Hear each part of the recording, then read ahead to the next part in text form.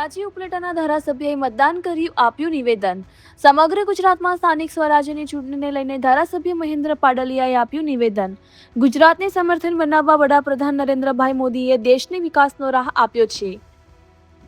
Reporter Firoz Juneja, Dhoraji. સમગ્ર ગુજરાતમાં સ્થાનિક સ્વરાજની ચૂંટણીઓ ચાલી રહી છે અને આજે આપના માધ્યમ દ્વારા હું સમગ્ર જનતાને વિનંતી કરું છું, અપીલ કરું છું કે ભારતીય જનતા પાર્ટીના તમામ ઉમેદવારોને જ્વલંત વિજય બનાવવા માટે હું અપીલ કરું છું।